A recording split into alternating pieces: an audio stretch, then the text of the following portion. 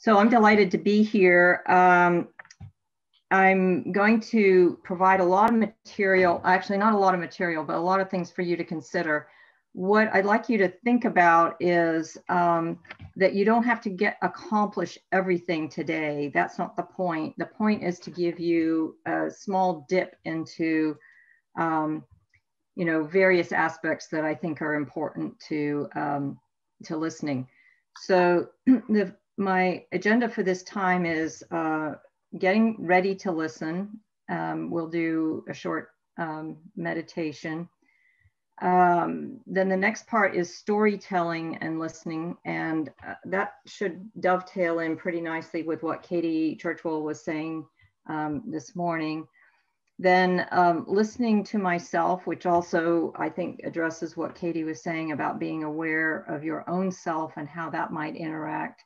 And then we'll periodically throughout the session, we'll be gathering the wisdom. So there'll be a little bit of a rhythm backwards and forwards of you doing your own work, then being broken out into pair and share groups for a period of time, and then we'll group debrief, and then we'll debrief at the end for what we're doing. So let me get down to, and I'm hoping that my connection is stable because it wasn't this morning.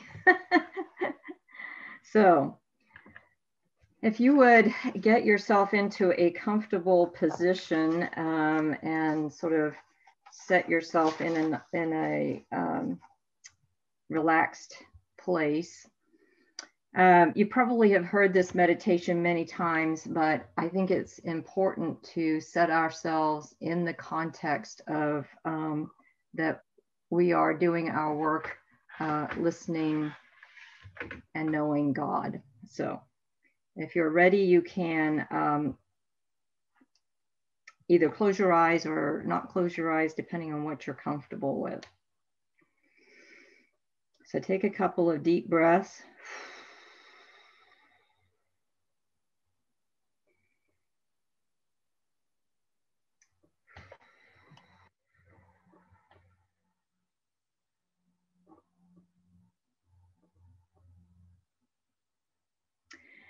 Be still and know that I am God.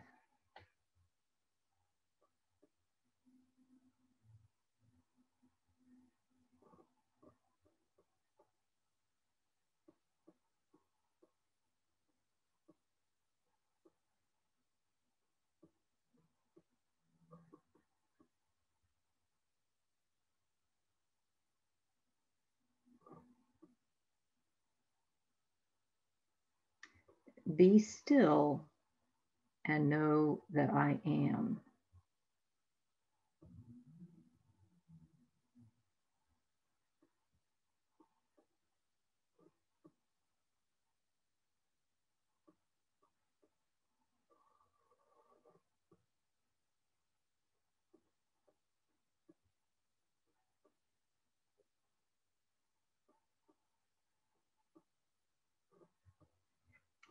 Be still and know.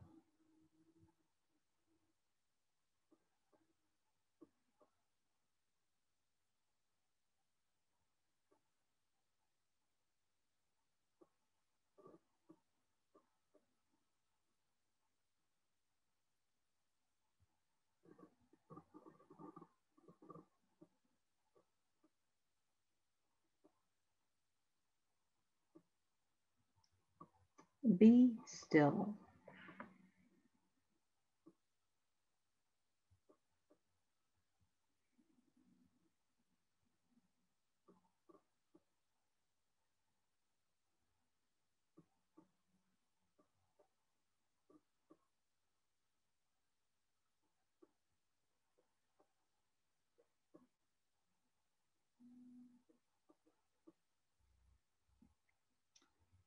Be.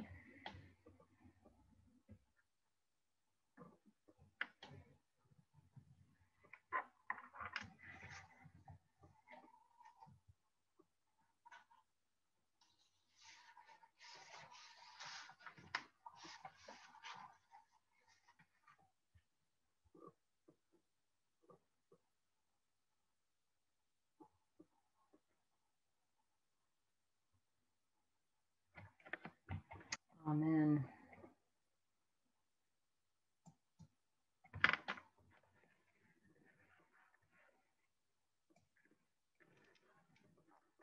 So, first assignment. To connect yourself to a story in your own life about when you felt the most heard. So I'm going to give us, let's see, I'm a bit behind at this point, I think.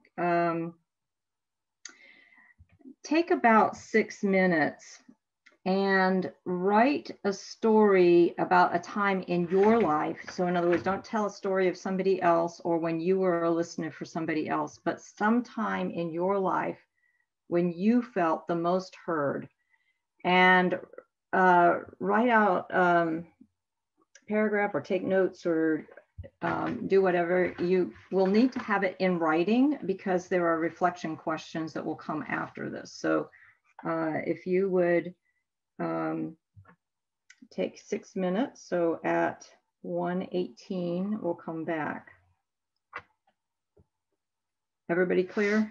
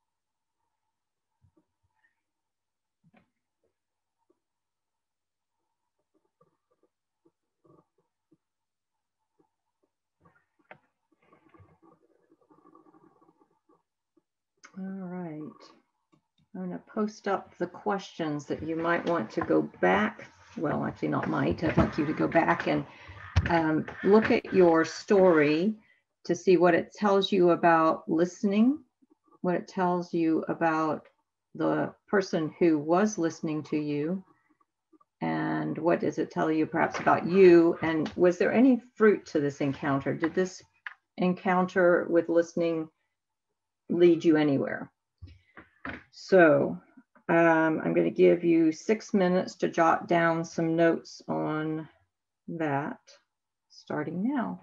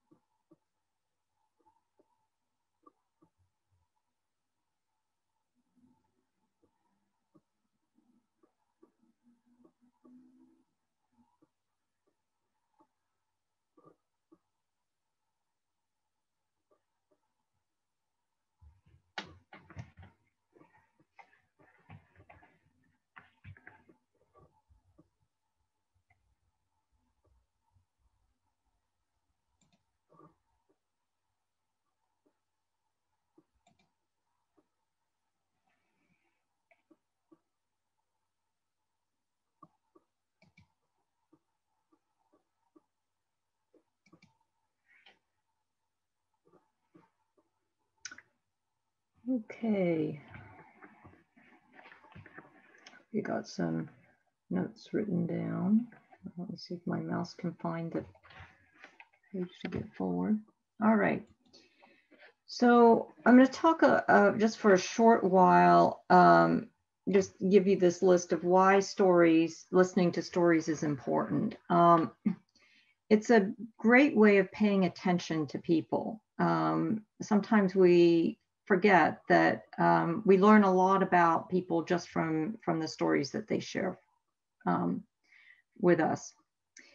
It's a socially accepted way of sharing. So we expect that people will share little stories about, their dog, what they did overnight, or stories about the movie that they went to, or whatever they're doing. So people expect that stories are going to be shared. A big thing is it legitimizes people's experiences. So sometimes people share stories because they want a witness that says, yeah, that could happen, or yeah, that sounds like it's about right. And if you listen to Brene Brown and what she was presenting, she said she did all of her stuff by listening to stories, because she could go back and mine the stories for different aspects, going from what is it about connection to going back and saying, what is it about wholehearted people? So stories give lots of layers that people can go back and listen to. You may not be able to sum up a complex idea or a complexity of people if you were doing it in a sort of factual, here's the case study kind of way. But a story might be a quick way to sum up what you're trying to say. And think about Jesus in the way that he told his stories. They were very quick summations that sort of got to the point without having to go through a long explanation. Sometimes in the process of telling a story and being heard, the storyteller gets a new aha kind of insight. And you may have had times in your life when that has occurred.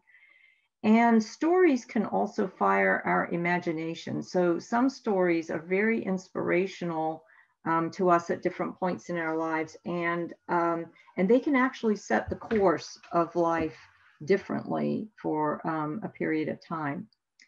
And of course, from the point of view of Scripture, we are always under God's story. We are people of story. Jesus told and heard stories, and we're invited to witness to our faith, and mostly we do that in stories. So I'm going to give you an opportunity to share with pair and share. So Nancy's going to send you into pairs. You're going to have 10 minutes in total to do this. So 5 minutes for each person to tell whatever they feel comfortable about from either the story or from the reflections that they did on the story. And you as listener are going to receive whatever the presenter has to share as a gift. So this is not the time to problem solve. It's not the time to discuss or debate and, try and withhold judgment. If, you may come to moments of silence, then you can see how that feels. Or if you want to get some more detail, you could ask, tell me more. And, but you've got the 10 minutes between the two of you to share. Now, each of you must do 5 minutes. So you can't have one person take 10 minutes, all right? So Nancy, if you would send people into groups, and we'll be back, let's see what time it is, at 1:39.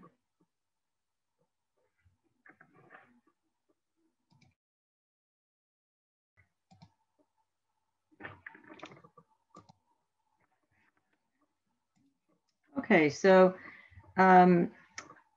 let's gather some wisdom from what you heard in your sessions.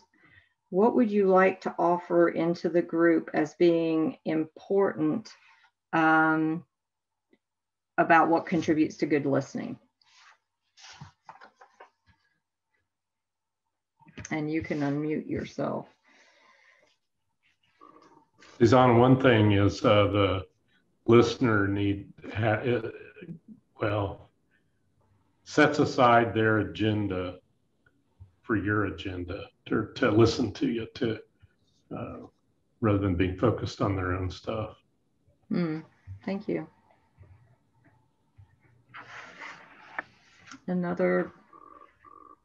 Other sharing?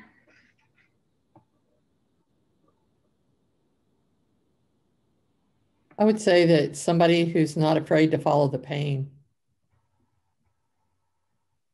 Okay, thank you.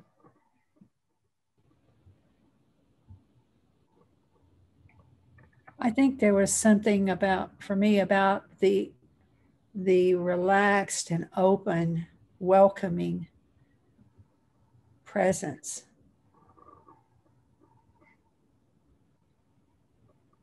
Thank you. It's listening to what is said and not said. Mm-hmm.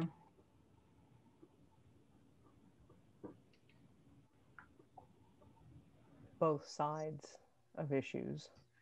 We especially if you've got a group, you're not just already focused, or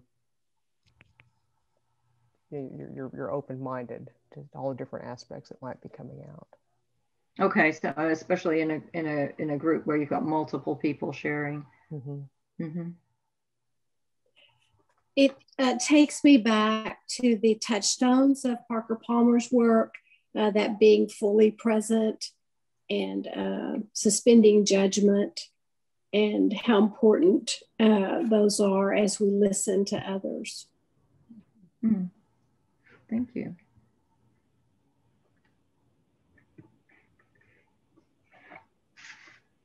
It seemed like the story was important enough for the listener to really be fully all in, really listening, really wanting to hear as well. Mm-hmm. I was reminded of the listening is the doing. There is no agenda, there's no purpose other than to listen. Okay. The other thing I noticed in our group is that there was a sense of real vulnerability, that what was being shared in the story was moments of real vulnerability, and that the listeners respected that and honored that, both in the stories and in the group. Thank you.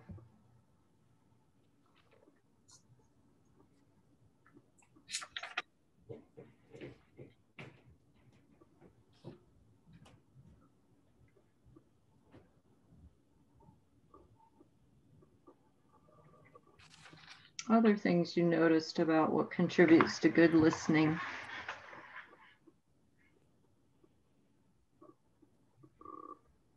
I think there's a humility being a good listener. Say more, Tony. Well, if I'm not being humble, then I'm I can only see as far as myself. I'm full of myself, and I'm not, really maybe connecting with others in a significant way, and being able to put that aside, put myself aside or my ego aside, and be present and listen, I think is an act of humility. Mm-hmm. Yeah, one of the practices in noble listening was that idea of kenosis, emptying yourself out. Yeah. Yeah, right. Yeah, that is there. Thank you. I didn't get that from him, though. I made this up.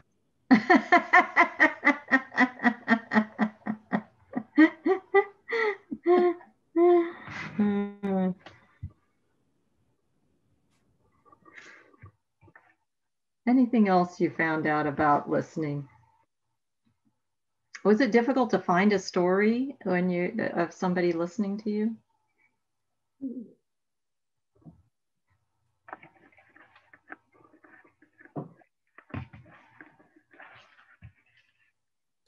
I was surprised how far back I went to find that. Hmm.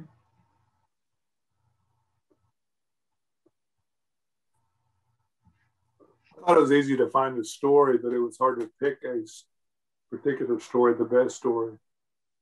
I'm sorry, it was hard to. There were so many stories I could have chosen. Uh-huh. It was hard to pick one. There's a lot of people in my life that have been good listeners. Uh-huh.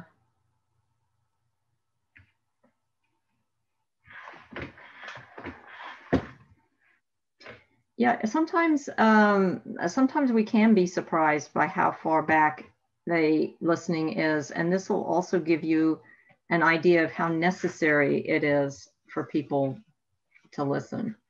I think the average person, I saw this statistic years ago, so it probably hasn't changed very much. If they get 7 minutes of listening a day, that's about all.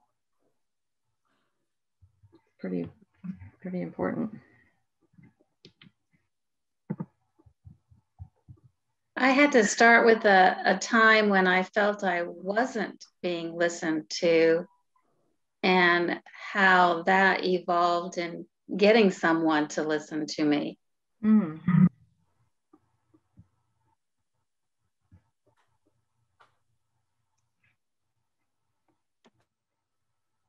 It was easier to find examples of not being listened to, I think.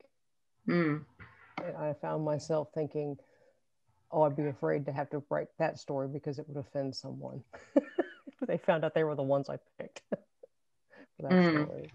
Mm-hmm. Good to know about confidentiality in the group.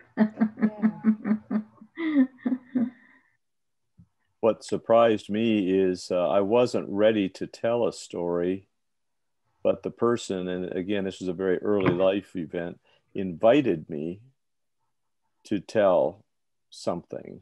She could tell something was going on. She provided the context then for me to, and she was the listener, and provided that context for me to reveal. So. How lovely.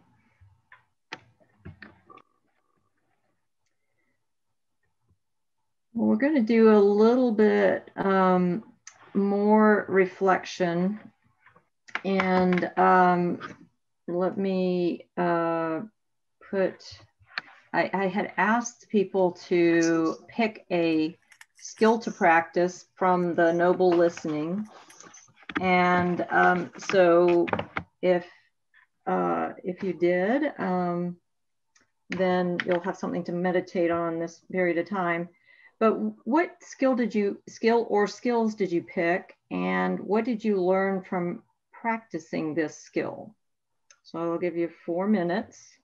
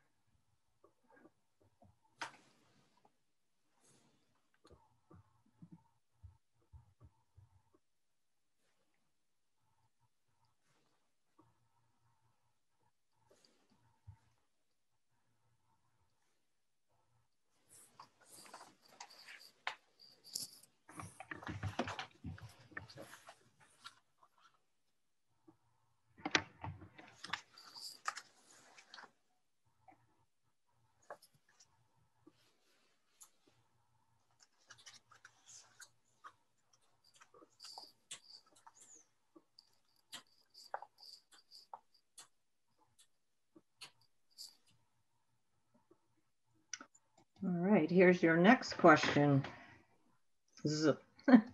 Is there any connection between the skills you selected and the story you told earlier? And are there any patterns you're noticing? And you got 3 minutes.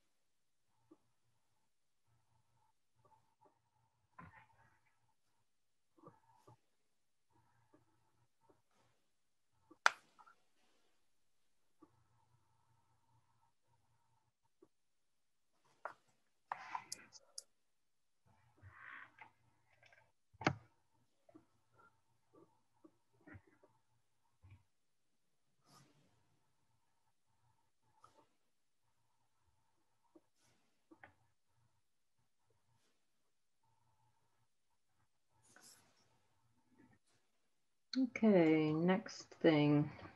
Actually, today was a very interesting day if you get the SSJE, Society of St. John the Evangelist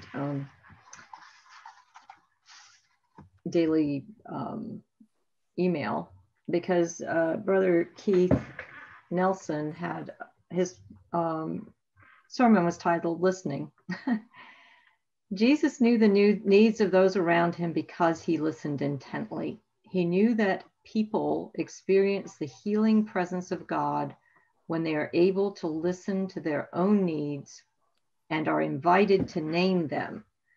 So he asked questions like, what do you want me to do for you? And what are you looking for? Listening is a crucial first step in responding to human need.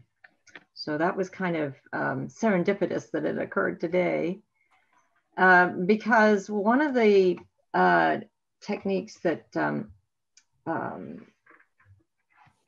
Noble Listening had was to ask the question, these are strategic questions, what is true for me and what do I want? And if you think about it, that's sort of a rewording of what Jesus said, you know, what do you want me to do for you? What are you looking for? So I'm going to reduce the time on this to, how about 3 minutes, and we'll just journal a little bit on what you think is true for you about listening and what do you need to listen.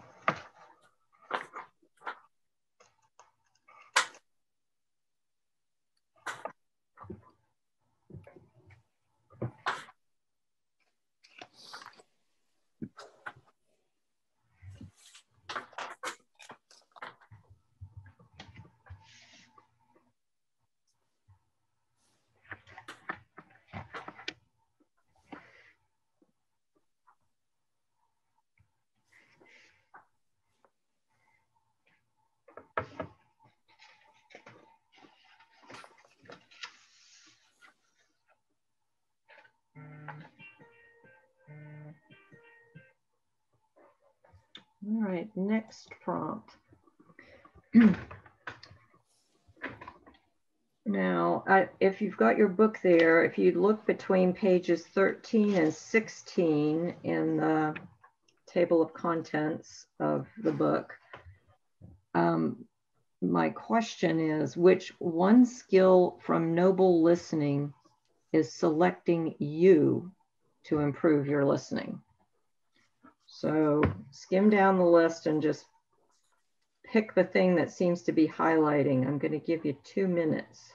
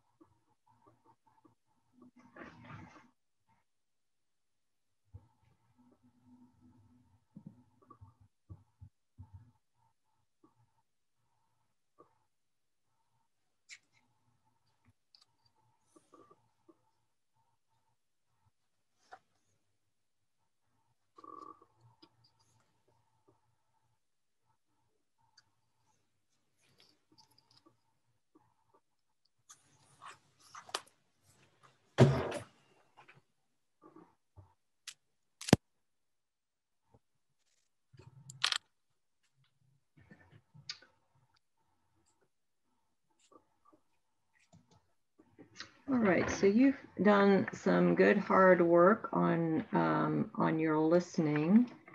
And so I'm going to give you an opportunity to go back and share in pairs anything that you're comfortable sharing from the work that you've done, the reflections that you've done, and again, for the listener to receive whatever is given as a gift. So this will be 10 minutes, Nancy,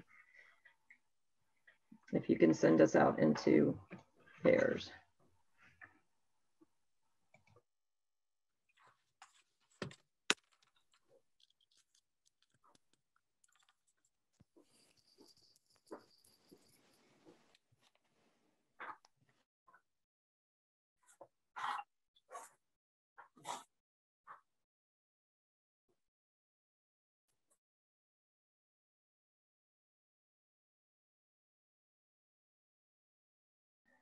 So I'm going to combine my my last two slides, gathering the wisdom in terms of what did you learn, and then perhaps if you could share in a word or a phrase what's the most important learning you'll take from today.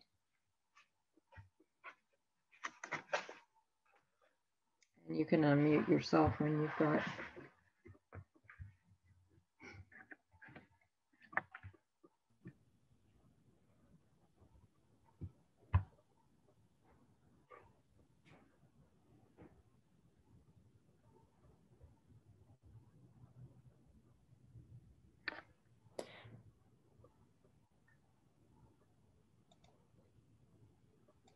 Well, I realized that I want this to be my way of being. I want this to be part of how I live.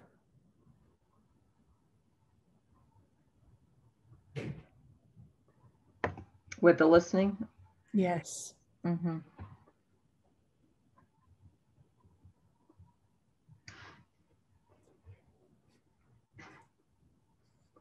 Thank you.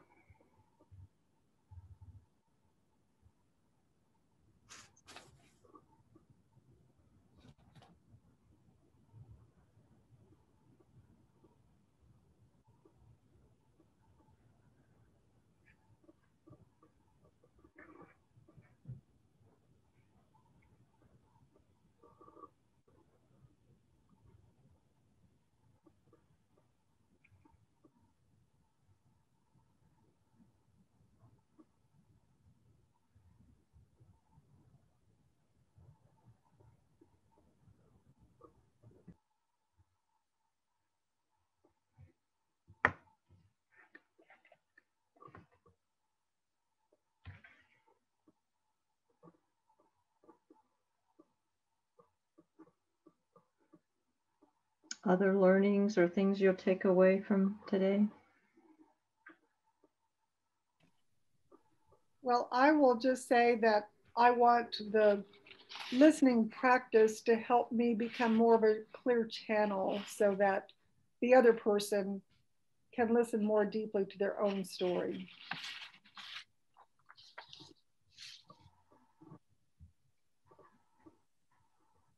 For me, it's about respect. I want to have more respect for the other person so that I can be a good listener for them. And hopefully that it will be mutually returned as respect for me when I'm trying to communicate with them. So respect is all about, communication is all about respect, I think. Mm-hmm. Thank you. I'm making the connection that if you want to ask open and honest questions, you have to be a good listener. Put it in your paper field.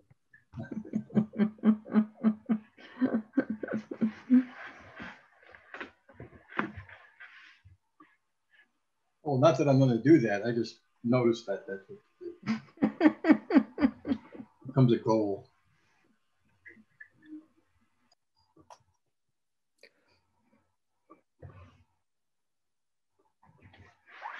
I think I'm going to consider listening as more of that connection, you know, that Brene and Nadine were talking about, the connection that we all need, but let that listening be the opportunity to for that to occur. So. Okay, thank you.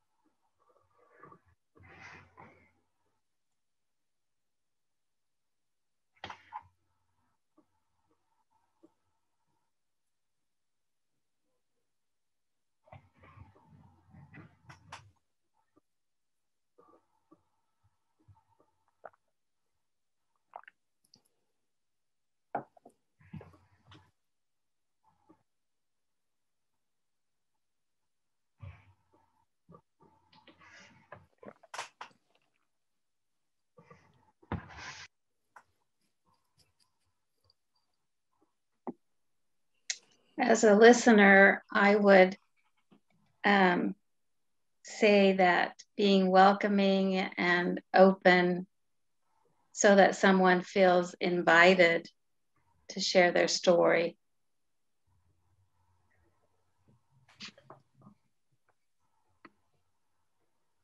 Thank you.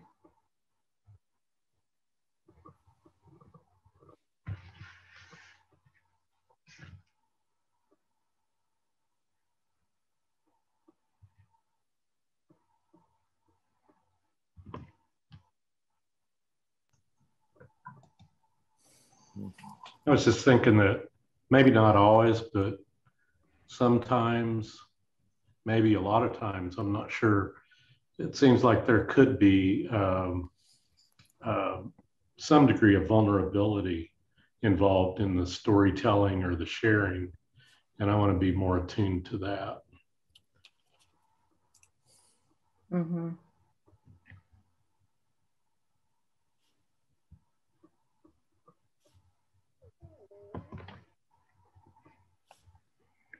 Thank you.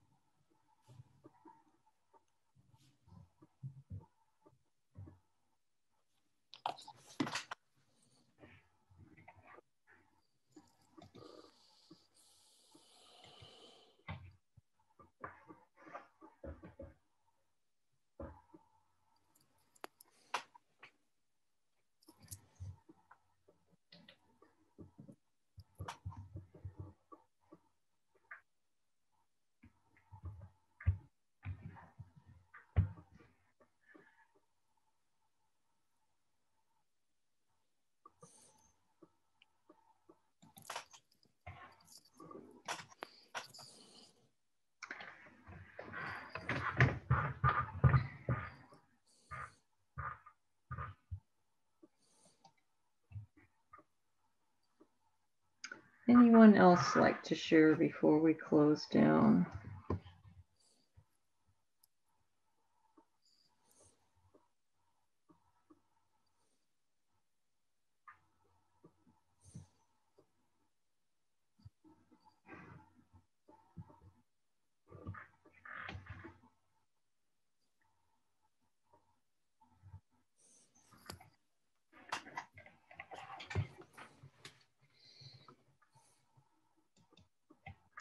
All right, well, I would encourage you to, over the summer, if you've picked, or if the book has picked a skill for you to practice, that you share that in your groups over the summer and encourage one another to share how you're doing with your listening skills.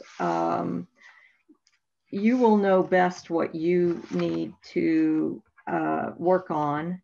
And I think you can encourage each other by asking about it and also finding out about how it's going. Maybe tell each other a little story about your experiences.